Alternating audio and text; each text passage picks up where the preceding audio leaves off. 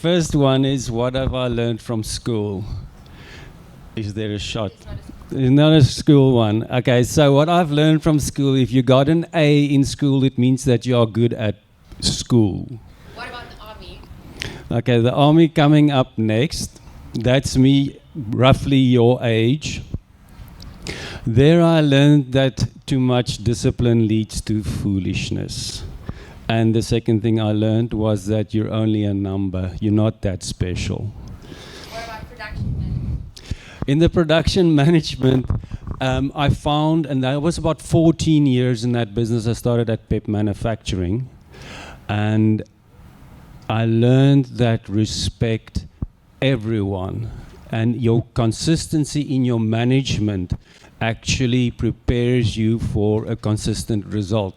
So if you consistently get bad results, look at your management style. And this actually taught me a lot about where I am today. Tell us about downhill racing. All right, downhill racing, we had a good saying. It's mind over matter. If you don't have a mind, it doesn't matter. And that packs a lot, because your mind actually rules your life. So in downhill racing, if you were not committed to the path, then you doubt, and your doubt becomes a self-fulfilling prophecy. Right, in addition, letting go. Okay, so learn from the past and letting go. I'm just going to do snap comments, and then I will probably go back to it. High expectations leads to low results or low yields. In my business, sometimes I thought, this is the best freaking product. And I did the least, because the product is going to do its own work, and then you fail. Not fail, but you don't put in the effort. And then minding my mind. So I'm going to try and bring the whole thing back. I tend to float around and then see if I can get the thread to come through. So next slide. TrailPod. Okay, so in addition is about 22 years old, and I became pretty bored with it. And with that came COVID. First the drought, day zero, so the people in the industry, the guest houses, which in addition is about, started to fail. And I realized, but ek is nie meer lus vir hierdie werk nie, because I really just became absolutely bored with it. Anyway, so TrailPod happened because I realized that I want a job that I don't need a vacation from. And again, life is very interesting. I started with a business partner 4 years ago, copious amounts of camping and developing a product from the word go. This one was the original one, which is a teardrop style trailer, and then this is just how we are assembling now. So a lot of research and development.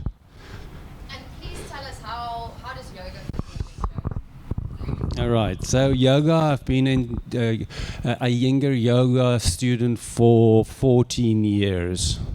And then during COVID, I decided that I have a little studio at home, and everyone had to leave. And one of the students said, Ivan, are you still doing yoga? I said, no, I'm not doing yoga anymore. I said, please teach me. And I started that, and then I realized that I enjoy teaching. And yoga got me to a point where the mind and the body becomes one. I'll keep on going back to the mind. So next one.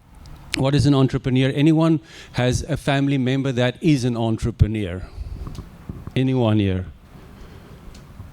2 or 3 or 4. All right. So to me, it is basically boils down, it's an individual with an idea, financial input, not hoping to get a profit, trusting, because what you speak also has an impact. And I'll get to that too. Right. The one thing that I realized very early on is that my mind is going to rule my life. So if you are sitting here now, and you always say, yeah, but you know, it's that's happened to me. Yeah, this is the reason why. So you're in a mentality of being a victim. You're going to have a very hard time when you're an entrepreneur. And I cannot stress that enough. Because if you understand that life happens for you, not to you, then you can change. Because you can now learn from that experience. So it's basically, what did I learn about that experience and what did I learn about myself? So that one is extremely, extremely important. The second one, problems versus solutions. We all had the one, is the glass half full or half empty? You must know yourself.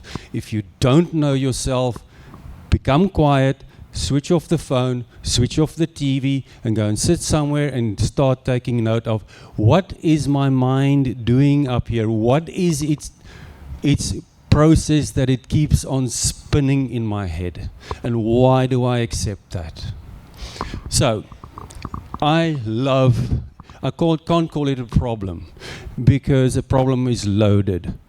I love a challenge. It freaks me out.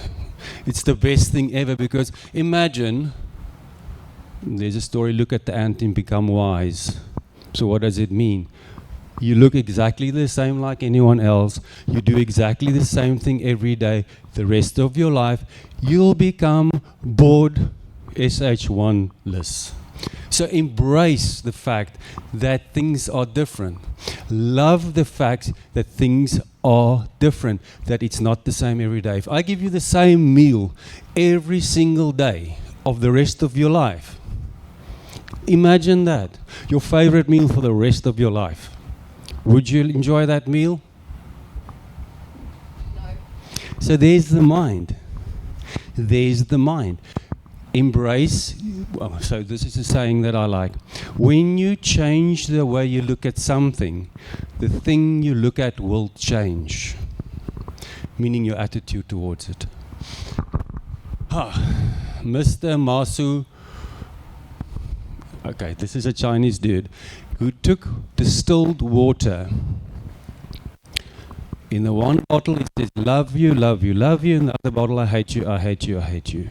He then froze the water and he changed into a crystal. Are any one of you aware of that dude? Okay, so anyway, it's going to be where you can research this. So what am I trying to say here, Ivan? When you speak, it has a power or an energy. And it sounds woo-woo, and I'm going to go woo-woo on you guys now for a change. If I say, mind your spelling, after you've written something, you do a spell check, yes? However, wizards and witches cast spells. They are practicing their spelling. So when you speak, you are actually casting spells. And that dude from China or Japan actually proved the fact that when you speak, you can see the water change. They've done it with microwaved water, they've done it with music, everything. This chap is legit. Do you guys understand the woo-ness about it? It's crazy. Check yourself. Right. Next, the mind has a negative bias. And I can ask any of you to check your mind. So, you tell your parents, Mom, me and a couple of friends, we're going to go camping this weekend. What's the first thing she's going to say? You must be very careful. Am I right? That's if your parents care, obviously. You will always go to a situation where you are doing something. Oh, you want to start your own business? Oh, but you know that's dangerous. You know, you must know what you're doing. So to me, it is that negativity bias you must start picking up on. Know yourself. When you think, ask yourself, why am I thinking this thought? So I call it thought hacking. So in my businesses, a scenario will happen. And then my mind will go, yes, but what if the supplier's not going to come aboard? What if the supplier asks for the money? So in entrepreneurship, you're going to have like a million things running through your head. And then I go to ask the first question. And I have conversations with my mind. Because you're not your mind. Your mind is something out there that bestows its wisdom upon you. And I ask my mind, is this an assumption? And the mind would say, yes, it is. I said, great. Secondly, what you are feeding me now, is it the truth? And it says, no, it's assumption. I said, and the thoughts still come. And I think to myself, wait a minute. If it's not the truth, it is an assumption. Are we writing a book about this? Because why are you entertaining me with all these scenarios that might happen in the future that does not exist? And then the answer comes back. Say, well, in that case, I will need you when I need to solve a problem and when I need a shopping list. Other than that, stay away. And to explain it in another way. And here comes the issue that you need to understand. If you don't replace that thought with another thought that you like, that thought's going to come back and it's going to come back. So how I want to explain it, you have a bag of sweeties. And you're during the day just dipping your hand into the bag of sweeties. And you're eating, and suddenly there's one sweetie in there that totally freaks you out. You want to gag when you eat that sweetie. You spit it out, but the taste still stays.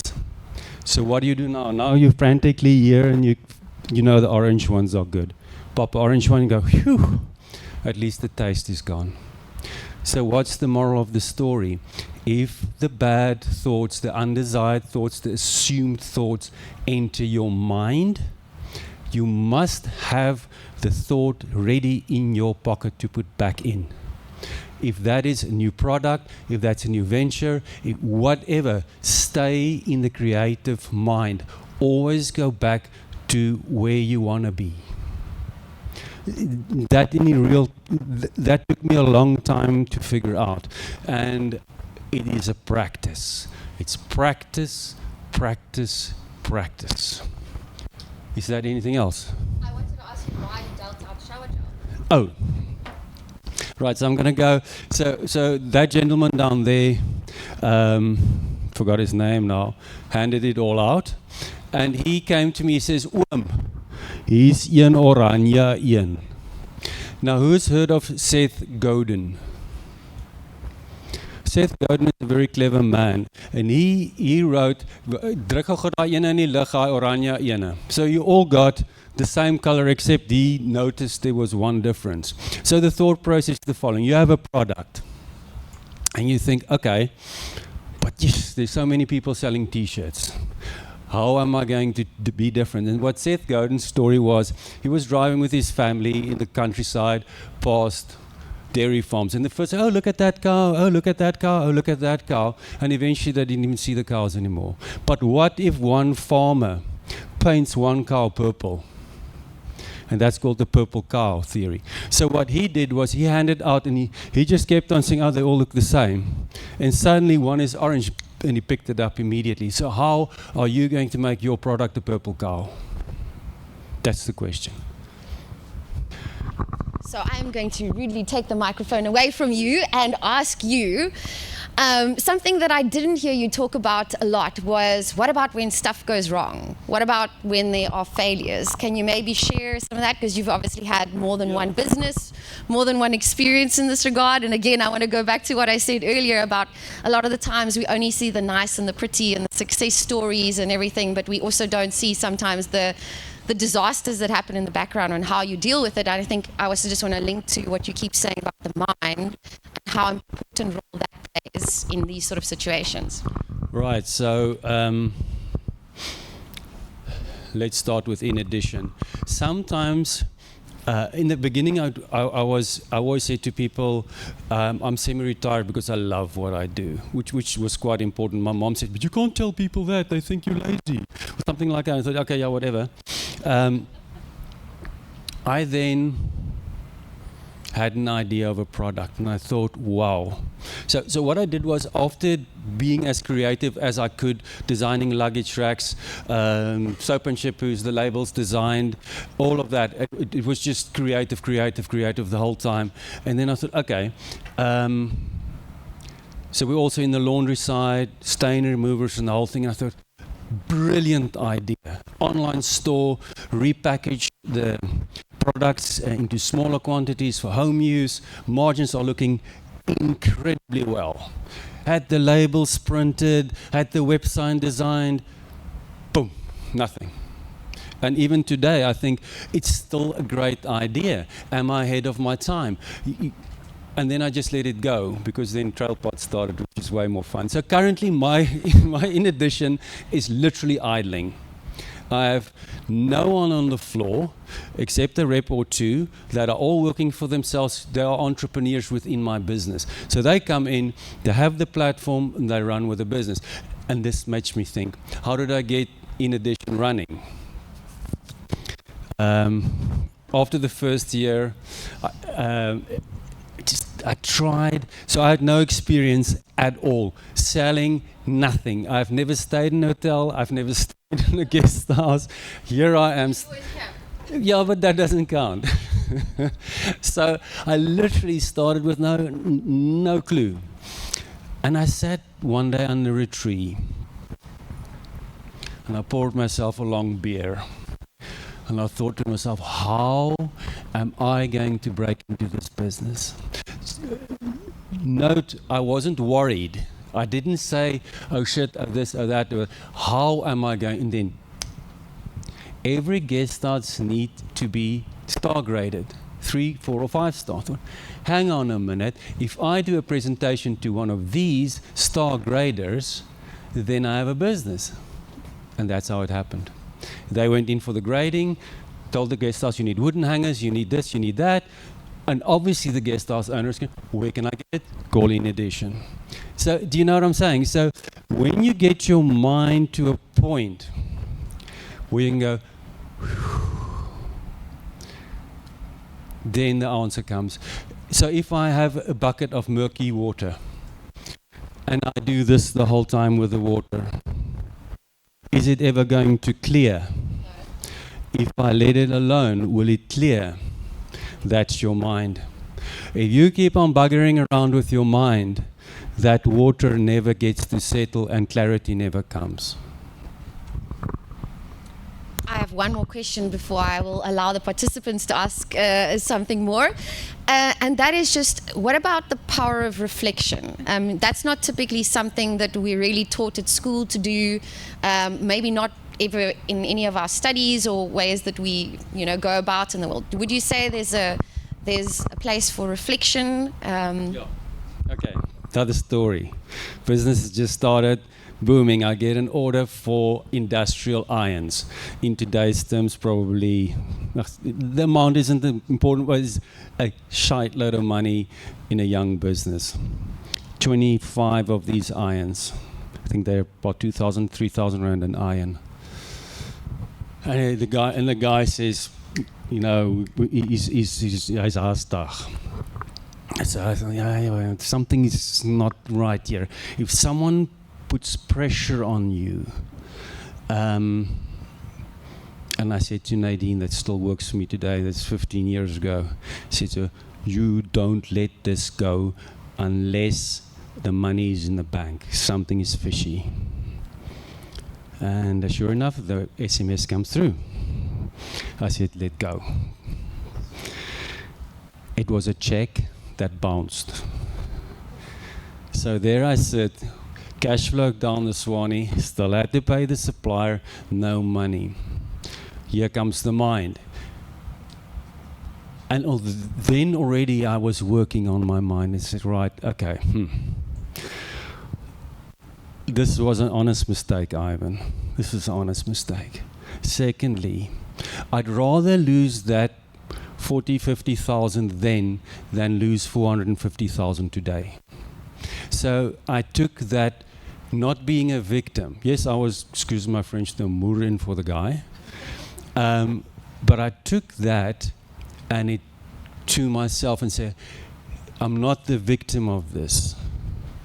I stuck to my principles. The fact that the dude paid with a check that was rubber, how was I to know? But after that, you make sure that the money clears. So you go back and you say, I'm not the victim of this. It could have been worse, way worse. So schoolgeld, I'm a professor by now, of learning stuff that goes on. So yeah, never be hard on yourself. Thank you so much, Ivan. I just love the hard realities also that keep coming up through the conversations today.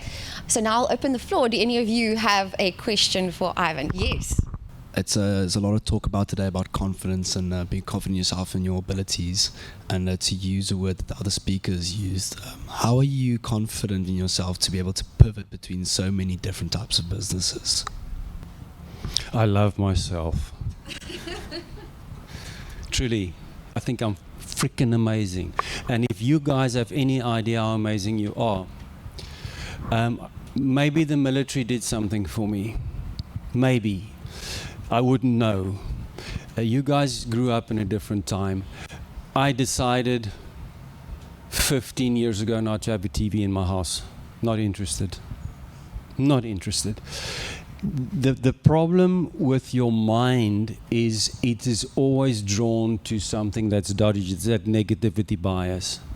So in your question, how do you get confidence? You're already coming from a lack. I don't have confidence. Why do you think you need to have confidence? Do you do any sports? Yeah, what? Rugby. Did you stand on the side and say, well, I don't have confidence? Or did you get into the game and play and see where you... And then you found your spot in the team, am I correct? Did you take confidence? Huh? Bingo. You got to get into the game. and then you got to understand that we all can't be professional tennis players. And sometimes you play for this field. I have to prove to my family. I have to prove to my friends. Hey, what is this one? Melvin, I gotta read this. So there's a song called Baz. Yes. Oh, wear sunscreen. Actually, let's see if I can get it up quickly for you. Do you want me to play it? No, I just want to read one thing off. This is one of my favorite songs. You must listen to it. It's a freaking classic. Sometimes you're ahead. Sometimes you're behind. The race is long. And in the end, it's only with yourself. I cannot give you more information like that, but listen to the song, Sunscreen Song. It goes through my whole life and goes through your whole life till where you are now. You must understand, and let me try and explain it in this way. There's no end. There's no end to where you are going. Let's take an example, Ivan. I'm at home, I want to go to Stellenbosch. So this was my destination today, am I correct? But my home is also a destination, am I correct? So I'm in Stellenbosch and I want to get back home, back to destination. That means my home gets 2 destination ticks, where Stellenbosch is only 1 destination. So to start your own business as an entrepreneur, that's not the destination.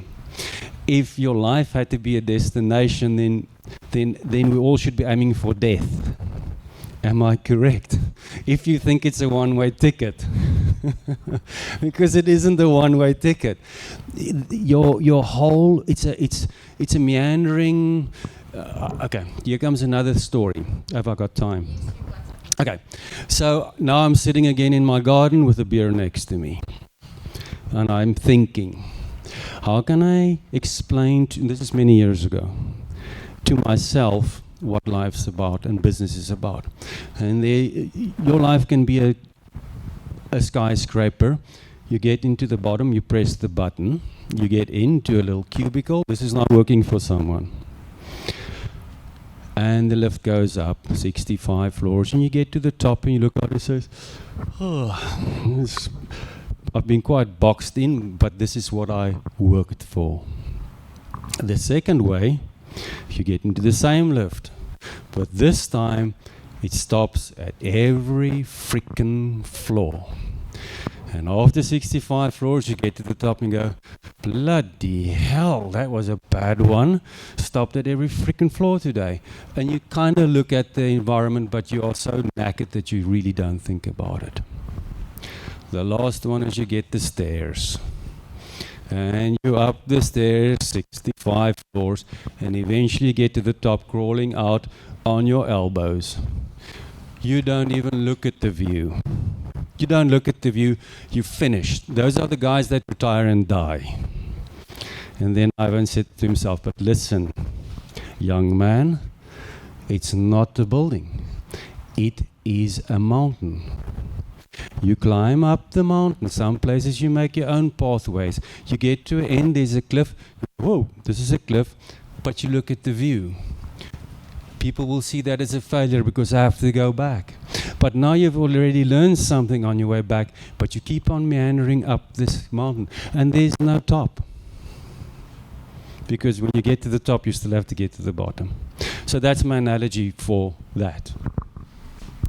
Thank you, Ivan. I also just want to go back to this question also about confidence, and what I also heard you saying is also not comparing yourself to others because you are unique. And it's an interesting point because also we look at our kids and we look at what they watch on social media and we look at what we compare themselves to, and it sometimes makes us sad, and we obviously need to remind them, why are you comparing yourself to this or to that? You are so much more, you have so much more to offer. So I think that also goes back to a recurring theme that we heard today about surround yourself with people that care about you and that are supportive of you. And you know, that can extend beyond just your family. My husband and I have this saying called family we choose. And a lot of that family we choose are friends that we've made along the way. Sometimes it's business contacts that have become friends or colleagues that have become friends. So I can't reiterate that point enough because often the people who know and can see what you're best at and what you're most talented at is not you. So it's important to also have those people that you surround yourselves with. And if you decide to go on the entrepreneurial path, having that social capital, that network, those are definitely going to be people that support you and add value to your life. So, yes, if I can just say one point there is don't compare yourself to others. Be uniquely you. Be unashamedly you. And you know what? Like if I look back to where I was at your age, I wasn't a fraction of as able to feel uniquely me and be uniquely me. I love about your generation is how outspoken you are, how confident, and certainly from my perspective, you are to be yourself. So don't let social media or anything else tell you otherwise. Okay, I'll stop waffling now. There must be another question in the audience. Is anyone else? I saw another hand earlier. Oh, yes, Suga, like our start marker question asker. First, I just wanted to say something about what you said now. Something my mother always used to tell me, still tells me, is comparison is the thief of joy. So, and that I believe that firmly. But anyway, a bit more of a practical question. The TrailPod. So years ago, my dad and I looked into buying a new caravan, and we bought a Bush Larper. I'm sure you're familiar. And they also entered into the markets, very new model, different, bringing something new. So how did you battle in an incredibly competitive camping and caravan market? And how did you differentiate the TrailPod from the rest? Now we are going to see Ivan go into next gear because we are in his space for the outdoors. And number one, I didn't know it was competitive. Okay, so this is the moment you go with your mind, it's competitive. We created a purple cow. Am I right? Thank you. So to get into that market, it was blind passion. No idea. I've never been caravanning. It was always tenting. And maybe rooftop eventually. So, and I always vowed to myself, ek gaan niks agter my kar aan sleep nie. So the idea was not to go camping, and then I realized that we had a design. So my business partner, which I know of 30 years, did the design and he built his first in the garage. In addition, started in the garage. So it's one of those garage businesses. And that's where the capital comes in, so that you keep it as low as possible. What we did, because and now it comes like a full story. So I've got production management experience. Had to set up production floors. Some of my biggest floors were 1,200 people. So now my job is to, and then I went into garment engineering, which means now the product comes down the product line. And I said, but if we did the collar like this or the buttons like this, I can get it through quicker. So I started working in the design center, changing the design there so that when it comes through to the production floor. This ties in. He does the design, it's just shambles, it looks great, but production-wise impossible. So then I engineer the caravans down to a point. So what are you picking up from what I'm saying? Is it coincidence? Is it luck?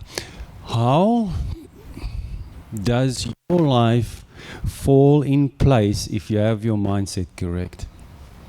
Because we all know the saying, what you sow, you shall reap. Am I correct? Am I correct? So your mind, why do you think you can sow something in your mind which is not good and reap a good thought? That is so profound. What you sow, you shall reap. We are picky about what we wear. Am I correct? We are picky about what we eat. Am I correct?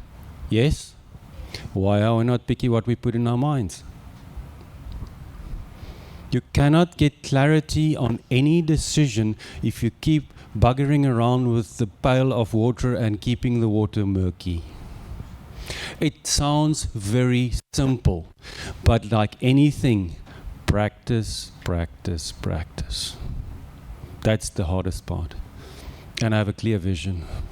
So yes, and my next biggest challenge was working with someone, because I was always a solo flyer. And there comes the whole dynamic in. But because my mind is already at such a level, which I'd like to believe, and that's another good one. Do I have time?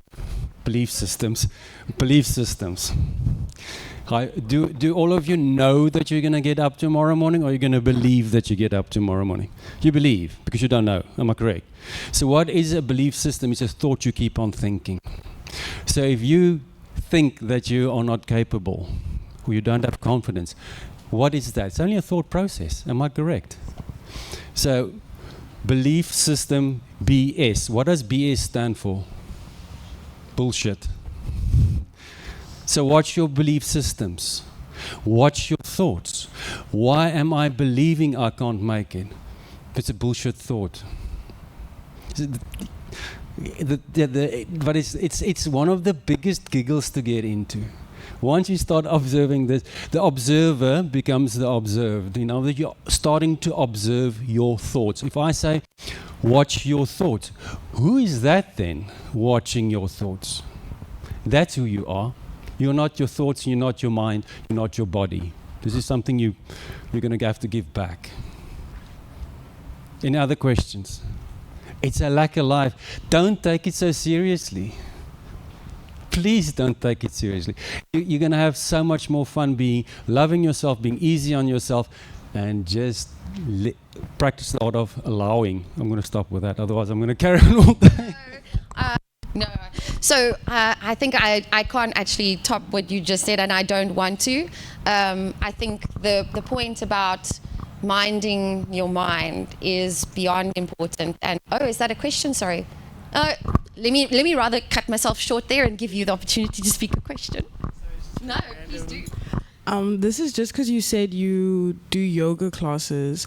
Would you say that breath work actually does work? So when you get born, you breathe in, am I correct? What's the last thing you're going to do when you die? Breathe out. So isn't that the most important thing that you've ever done? So, clothing industry, hectically stressed environment. We had a Scottish, Mr. Tom Fechny. He said, there's only one more stressful job than that of a production manager. That's the manager of a football team. The way I know it, I was one. I did downhill racing, extreme sport, because I had to get to the point where I can switch my mind off. It is the most important thing. And remember, meditation and breath work is doing something you love where you're in no mind. In mind over matter, if you don't have a mind, it doesn't matter. So you go into a no mind because you're focused. Then I started my own business, bought myself a super bike. Every Friday, get on the super bike, gemaak 'n paar teer blaaie nat. Because I had to get to the point where I had to get the release. Then my sister came to me, she says, oh, I actually went out with a girl that says, Ivan, you'll be good with yoga. I thought, seed. My sister comes to me, says, Ivan, if we don't get another student, they're going to close the class. So I went for yoga classes. This is interesting. 2 years later, I sold the bike. It was standing in the garage, never needed to use it again. Because the yoga allowed my mind, body, breath, everything to come together. So I'm not saying it's the answer for everyone. For some people it would be knitting, cooking, whatever you want to do.